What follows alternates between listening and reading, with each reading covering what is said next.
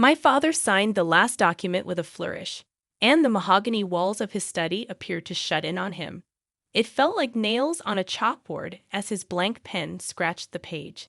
He slipped the trust fund transfer documents across his desk and said, "There. It is finished. Instead, Jennifer will receive the entire $2 million. At the age of 28, my family was writing me off for the final time.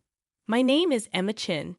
Jennifer, my sister, watched our father disinherit me from the window, trying to disguise her joyful smile.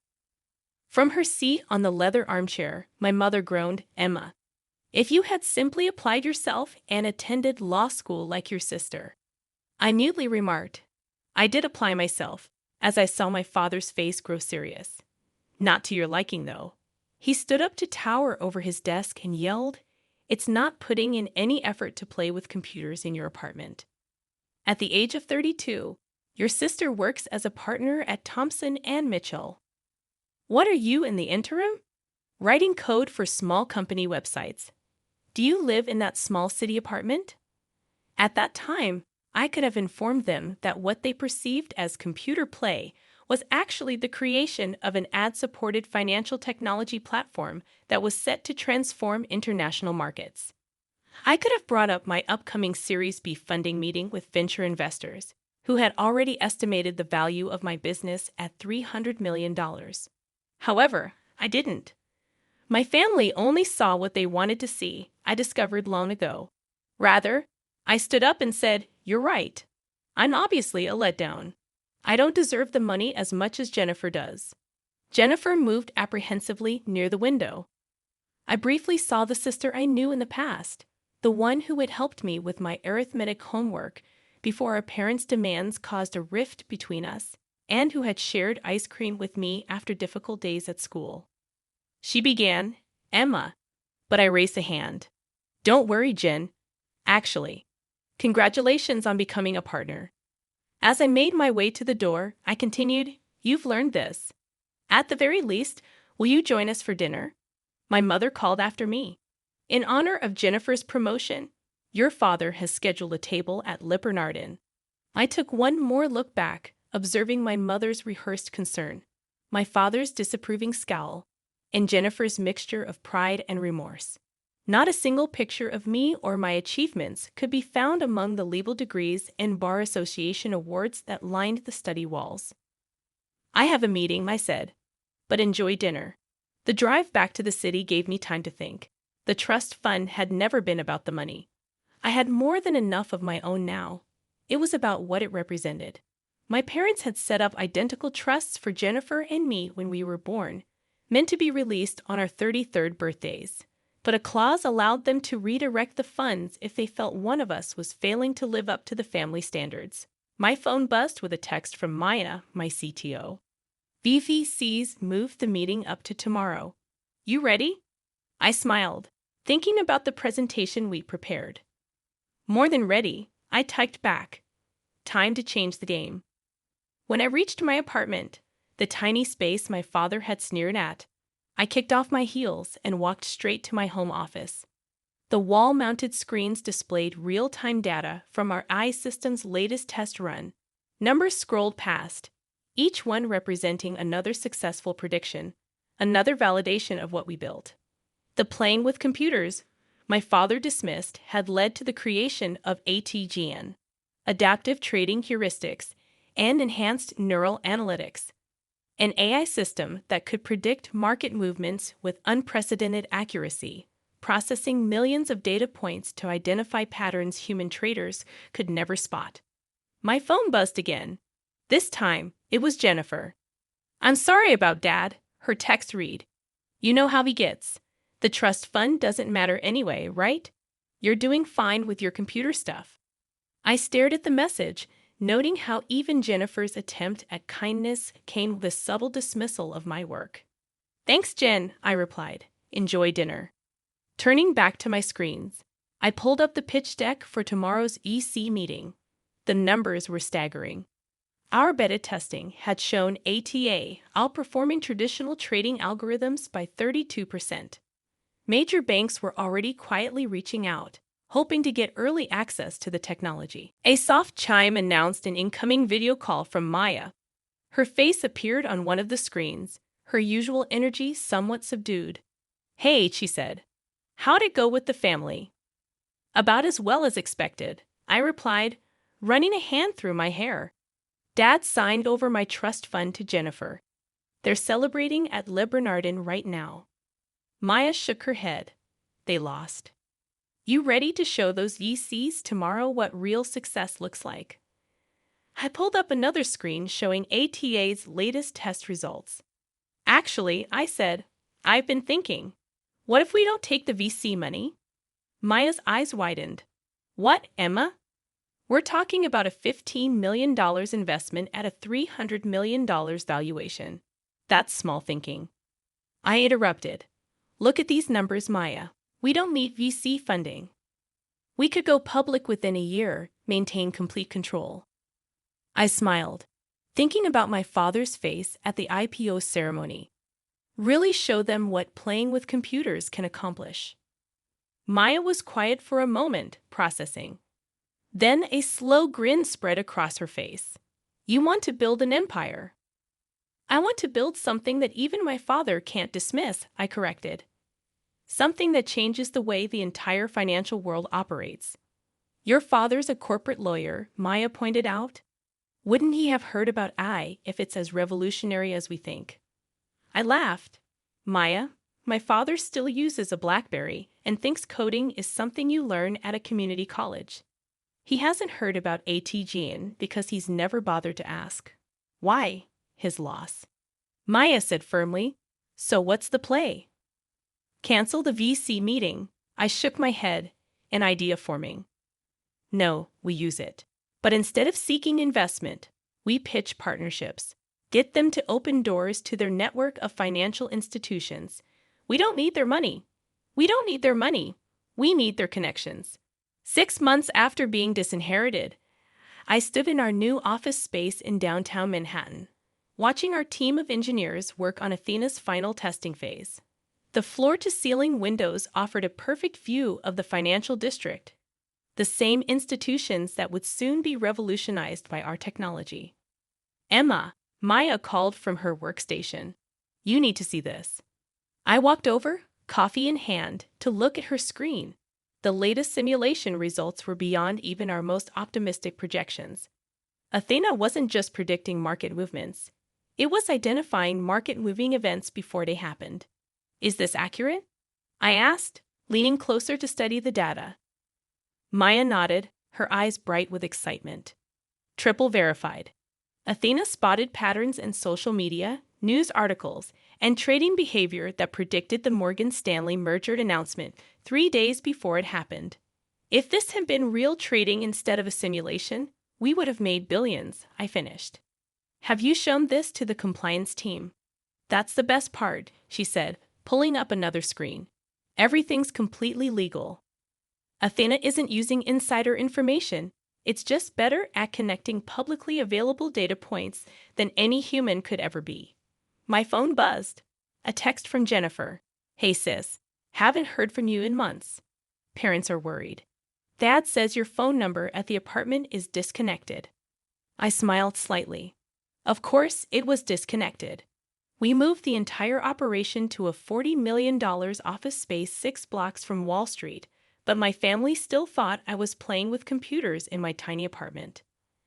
"I'm fine," I texted back. "Just busy with work." Another buzz, this time from our head of legal, David. "SEC meeting confirmed for next week. They're interested in the compliance protocols." That was an understatement. When word had gotten out that we were developing something revolutionary in the fintech space, the SEC had practically begged for a meeting. They wanted to understand our technology before it hit the market. Smart of them, really. "Miss Chin," our receptionist's voice came through the intercom. "There's a Mr. Thompson here to see you. He says he's from Thompson and Mitchell." My heart skipped a beat. Thompson and Mitchell. Jennifer's law firm, one of the largest corporate law firms in the city. "Send him in," I said, straightening my blazer. James Thompson himself walked through the door, senior partner and my sister's boss. He looked exactly like the kind of lawyer my father admired. Silver-haired, perfectly tailored suit, exuding old money confidence. "Miss Chen," he said, extending his hand. "Thank you for seeing me without an appointment. I hope you'll forgive the intrusion, but when we heard rumors about what you're developing here—" "You heard rumors?" I asked, gesturing for him to sit. "From whom?" He smiled diplomatically. "Let's just say certain financial institutions are very interested in your technology. They're clients, and they asked us to explore potential relationships. Does my sister know you're here?" His smile faltered slightly. "Jennifer." "No, this meeting is strictly confidential. Though I must admit, I was surprised to learn you were her sister. She's never mentioned that she has a sister who plays with computers. I finish for her, I imagined. She hasn't mentioned me much at all." Maya appeared in the doorway, tablet in hand. "Emma, sorry to interrupt, but the Goldman Sachs team is here for their demo." Thompson's eyebrows shot up at the mention of Goldman Sachs. I could almost see him recalculating my worth in his head. "Mr. Thompson," I said, standing, "I apologize, but I have another meeting. If you'd like to discuss potential relationships, you can contact our legal team to schedule something." "Of course," he said, rising quickly. "But Miss Chen, whatever Goldman is offering, we can match it. Thompson and Mitchell represents half the major financial institutions in the city." I walked him to the door, feeling a strange satisfaction. "It's not about the money, Mr. Thompson. It's about changing the game entirely. I'm sure you understand." After he left, Maya gave me an annoying look. "You enjoyed that, didn't you?" "Maybe a little," I admitted. "How long until he tells Jennifer about our little operation here? Even that your sister's firm represents billions in financial interests? I'd say about 5 minutes." Sure enough, my phone buzzed again. "Emma, why didn't you tell me? Jim Thompson just came back from your office, looking like he'd seen a ghost. What exactly are you working on?" I put my phone away without responding. There would be time for family revelations later. Right now, we had a demonstration to prepare for. The Goldman Sachs team was already waiting in our conference room, 5 executives in expensive suits, trying not to look too eager. Their presence here was a coup. Getting Goldman as an early partner would open every door in the financial world. "Ladies and gentlemen," I began, standing at the head of the table. "What you're about to see will fundamentally change how the markets operate. But first, I need you all to sign these NDAs." The morning of our IPO, I stood in front of my mirror adjusting my suit. Channel, not that my parents would recognize the difference. The Wall Street Journal sat on my desk.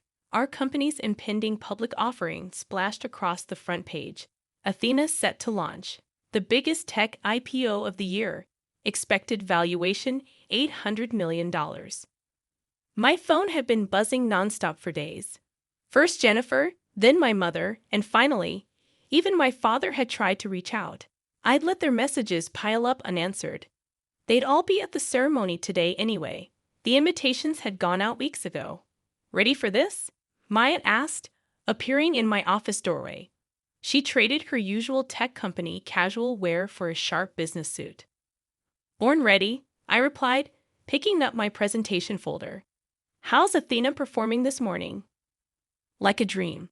The latest analysis shows her predicting market movements with 99.7% accuracy. The trading floor is buzzing. Everyone knows this is going to change everything." We made our way to the stock exchange, where crowds had already gathered.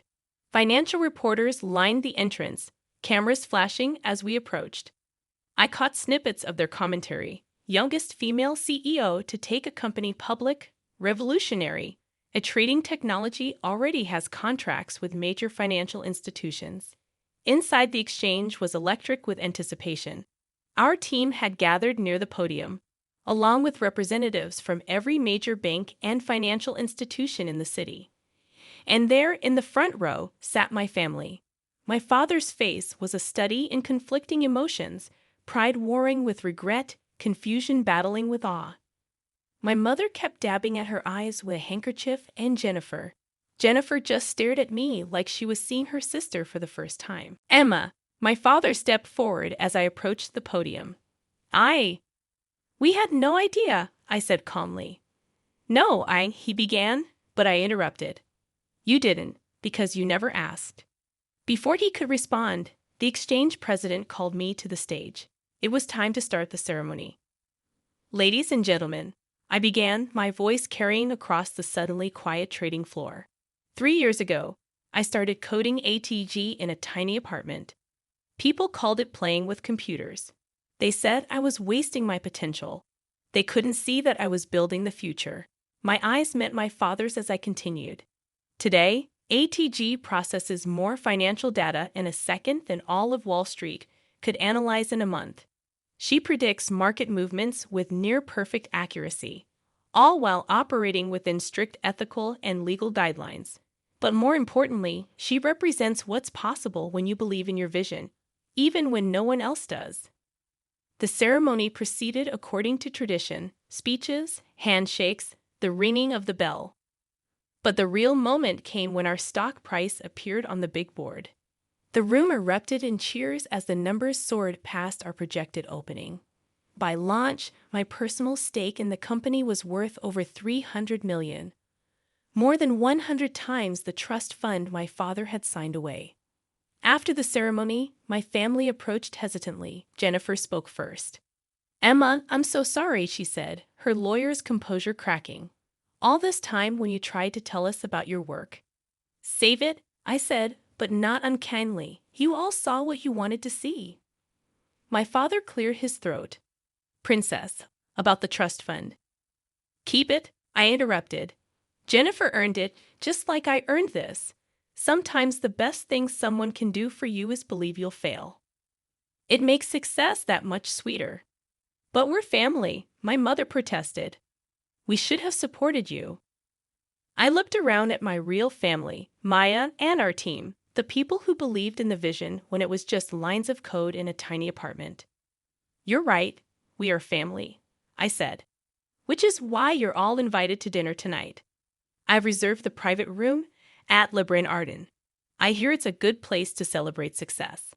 My father's face reddened at the reference to that dinner 6 months ago, but he managed a small smile. We'd be honored. Later that evening, as my family marveled at our company's technology and success over expensive wine, I thought about the long road that had led here. The nights coding while they thought I was wasting time. The meetings they dismissed as playing with computers. The victory they tried to give to someone else. My phone buzzed. A message from Maya. Stock closed at double our projected value. You're officially a billionaire. I smiled, watching my father try to explain to his country club friends how his disappointing daughter had built an empire right under his nose. Success, I'd learned, wasn't about proving them wrong. It was about proving myself right. Emma, Jennifer said, pulling me aside. I need to tell you something. After Jim Thompson came back from your office that day, I looked up everything I could find about ATG. I started buying stock in every company that showed interest in your technology. I believed in you, even if I didn't show it. I raised an eyebrow. Did you make money? She grinned. Enough to pay back that trust fund 10 times over. Good, I said. Because I'm going to need a lawyer I can trust for our next expansion phase. Someone who understands both technology and family. Her eyes widened. Are you offering me a job? I'm offering you a chance to be part of something bigger than both of us. What do you say, sis? Ready to play with computers. The next morning, as I walked into our office building, now officially the ATGN Tower, I passed a young intern working on code in the lobby during her break. She reminded me of myself back when everyone thought I was wasting time with computers. Keep at it, I told her. Sometimes the biggest success stories start in the smallest apartments. She looked up, recognition dawning in her eyes. Miss Chin, I read about how you built ATG. My parents think I'm crazy for choosing programming over law school. But you have a vision, I finished for her. Hold on to that.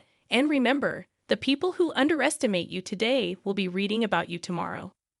As I rode the elevator to my office, I thought about legacy. Not the kind my father had tried to force on me, but the kind you build yourself, one line of code at a time. Athena wasn't just changing the financial world. She was proving that success doesn't always look like people expect it to. And sometimes, the best inheritance isn't the one you're given, it's the one you create for yourself.